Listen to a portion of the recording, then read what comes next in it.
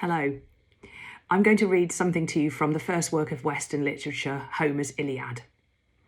A recent article in National Geographic said it's actually the armour and the weapons that are the stars of the show in this epic piece of poetry. So I'm going to read to you the bit where Achilles puts on his armour. He's about to go out and avenge the death of his best friend Patroclus. Hector, the Trojan, has killed him. And this whole scene culminates in the ultimate accessory of armour, a talking horse. So here we go. In the middle of all this, godlike Achilles armed for battle. He ground his teeth, his eyes blazed like flames of fire, and unendurable grief consumed him as he put on the divine gifts that Hephaestus had made for him, raging against the Trojans. First he placed fine leg guards on his shins, fitted with silver ankle clips. Then he put on his body armour and slung his bronze, silver-riveted sword over his shoulder. Then he took up the great, heavy shield whose brightness flashed into the distance like the moon's, like the gleam that sailors catch at sea from a fire burning on a lonely upland farm when the winds drive them unwillingly from home over the teeming seas. Such was the gleam that went up into the sky from Achilles' ornamented shield. Next, he picked up his massive helmet and placed it on his head. It sparkled like a star, and above it danced the golden plumes that Hephaestus had lavished on the crest. Godlike Achilles tried himself in the armour to see if it fitted, and allowed his splendid limbs free movement. It was like a pair of wings to this shepherd of the people, and lifted him up. Finally, he took his father's spear from its case, long, thick, and heavy. No Greek could wield this but Achilles, who alone knew how to handle it. It was made from an ash tree on the top of Mount Pelion, and had been a gift from Chiron to Achilles' father Peleus to bring death to warriors.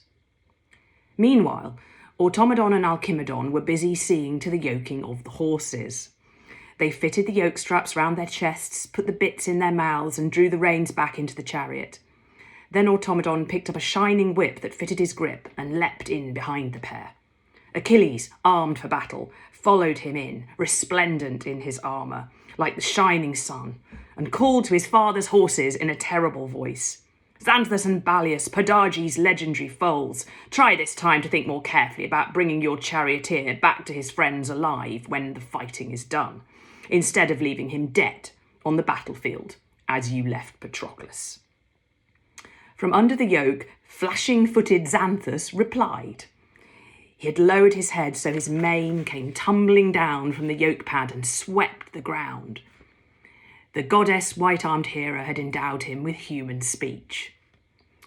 Indeed, imperious Achilles, we will once more bring you safely home today.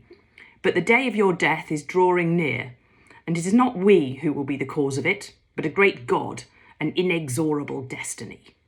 Nor was it by our laziness or lack of speed that the Trojans were enabled to strip the armour from Patroclus' shoulders. It was the best of the gods, Apollo, son of lovely-haired Leto, who killed him in the front line and let Hector have the glory. We could run with the speed of the west wind, and they say nothing is faster, but you are still destined to fall in battle at the hands of a god and of a man. As he spoke, the Furies struck him dumb. Angrily, swift-footed Achilles replied, Xanthus, why prophesy my death? There is no need. I know well enough I am destined to perish here, far from my dear father and mother. But I am still not going to stop till I have given the Trojans their fill of battle. He spoke, raised the battle cry among the leaders, and drove his powerful horses forward. It's a great piece. I love it. Okay, bye-bye.